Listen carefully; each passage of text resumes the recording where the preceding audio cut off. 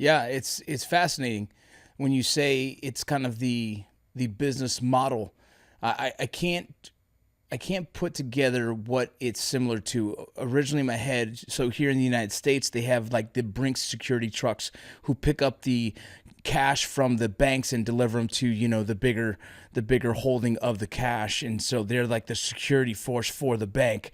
But what Los Zetas kind of were like the strong arm of the cartel to help them facilitate movement and make sure the product gets to where it needs to go, and then eventually kind of gained more power. I guess the cartels would say, man, this works really well, let's give them more, and eventually turns into a model that, you know you say the violence. I mean, from when the cartel was there and the Zetas were having issues back in 2010, is when we were seeing on the border and on the news and journalists some very, very aggressive versions of deaths. Like you said, beheadings. I'm talking people were found in vats of acid. You would find whole houses. I'm talking multiple people beheaded because of their, I guess, turning their backs on the cartel, or whatever it may be. Even it might be a rival cartel because fighting over territories. But it was so violent at the time that it was, pretty reminiscent of some of the stuff we've seen overseas in Iraq and Afghanistan, what ISIS would do, what the Taliban would do. And it seemed at some point during the 2015 era, there was a competition between almost the terrorist organizations overseas and the cartel, and who can do the most traumatic type events to kind of cause fear in the organization, but no fear in the countries. It's like they were gaining ground and gaining dominance by fear, like you were saying originally.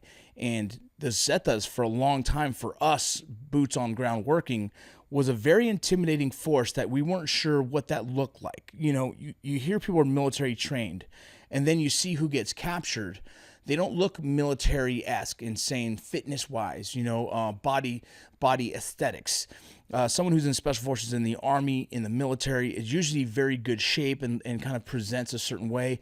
And the Zetas, some did present in a way you're like, that's definitely a military special operations guy. But as the years passed, I felt that when Zetas were getting either killed or the security forces are getting into altercations and guys were getting arrested, that started to change as well. And that's just an assumption of my own that I've said to others, that I'm curious to see what it looks like now compared to what the original state of what the Zetas were. When they were very strong, they were very well known, and they were a threat to all of us.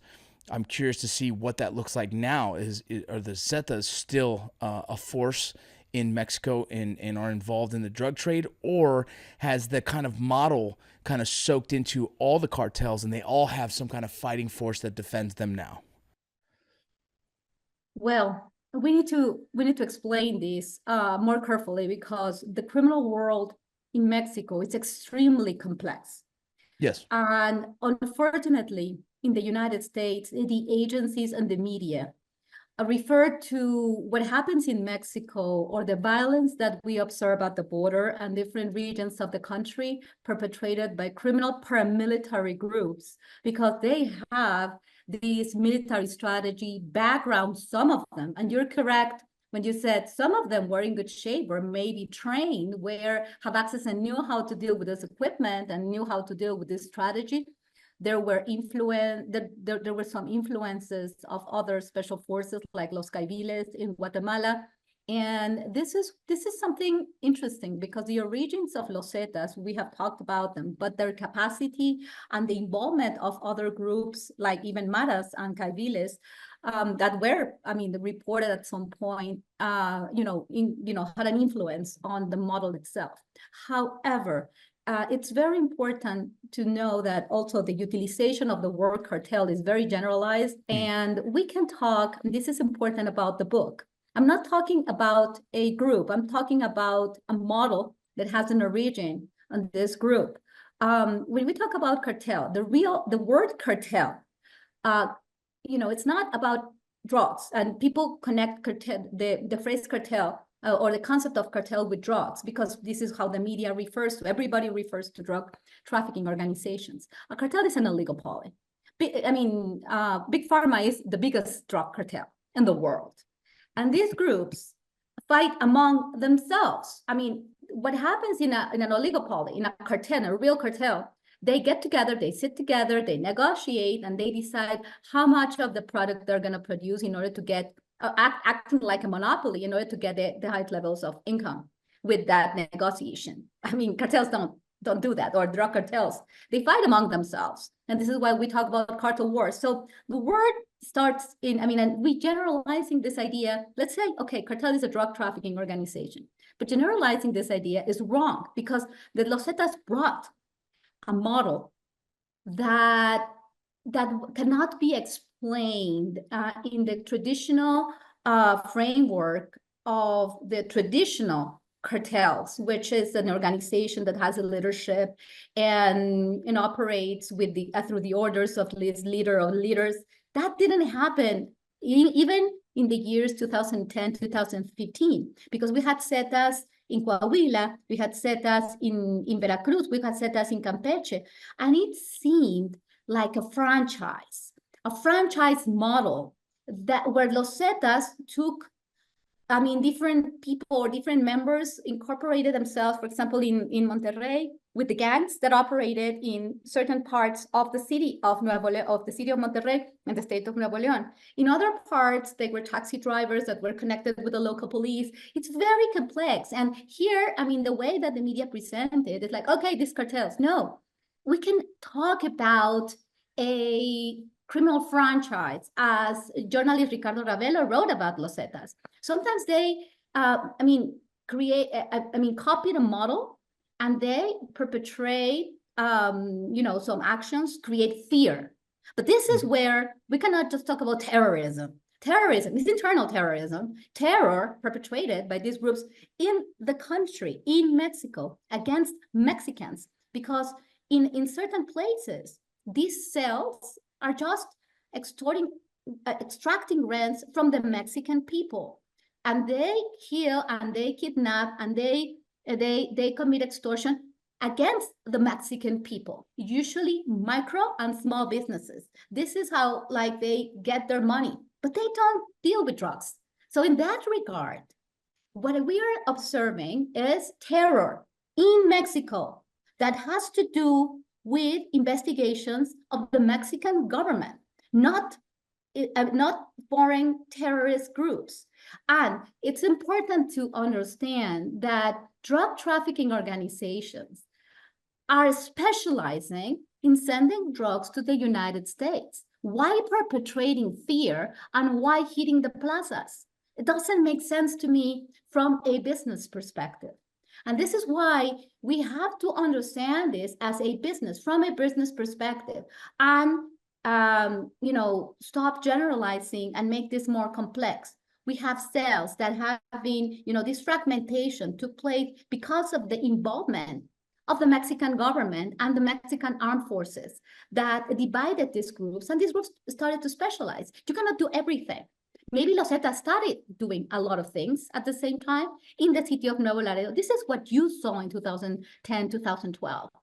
But now we see groups that just kidnap, and they say, I'm Cartel Jalisco Nueva Generación.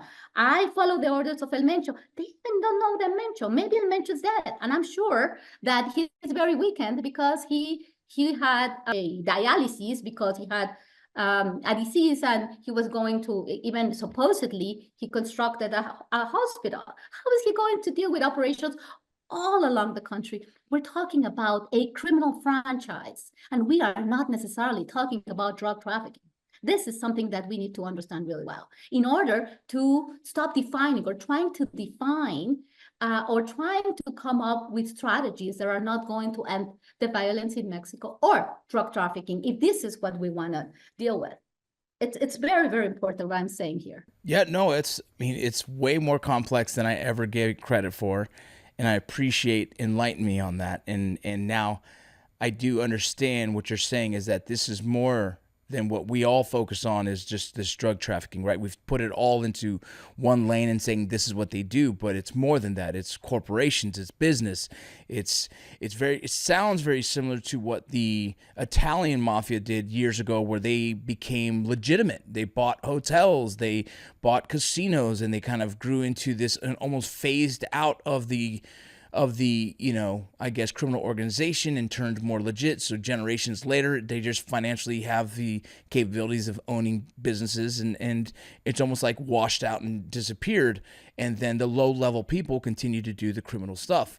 It almost sounds like what we are naming them cartels is just the tip of the iceberg of what really happens in Mexico. Is that correct? Yes, but at the same time, this involvement in other businesses still, I mean, that idea that has been framed by the media and by the reports of the law enforcement agencies, and I'm talking about not only Mexico, not only the United States, but also Mexico journalism, with that idea like narcos and cartels, and then this has been also fed up by, the images in Hollywood and Netflix and Telemundo, right? El Chapo, Los Narcos, and whatever.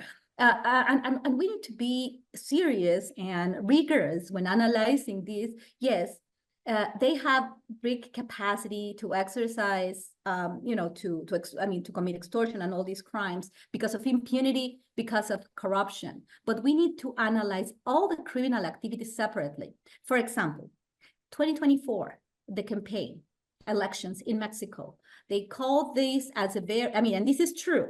I'm not saying that there's no business, there's no violence in Mexico. Denying that would be abhorrent because, there is violence in Mexico and very high levels of violence.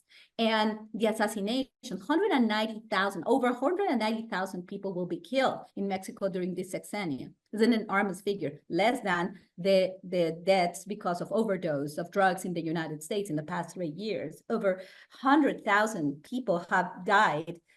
And this is a different phenomenon. Also, we have to understand it's connected to some extent to some of the groups that operate in Mexico and are doing illicit businesses. But a lot of what we see, the high levels, the high impact crimes in Mexico are perpetrated by criminal paramilitary groups, not always connected to drug trafficking. And when we see the violence against local politicians, the local candidates of different political parties, and they were saying the cartels, well, organized crime of different types. Each of these assassinations needs to be investigated because sometimes we're talking about criminal entrepreneurs that participate in illicit and illicit activities, and they want someone that will allow them to continue growing and continue not paying taxes or continue doing what they want to do at all levels of government, federal, state, and local. So we saw a lot of assassinations of candidates at the local level that have to do, these assassinations,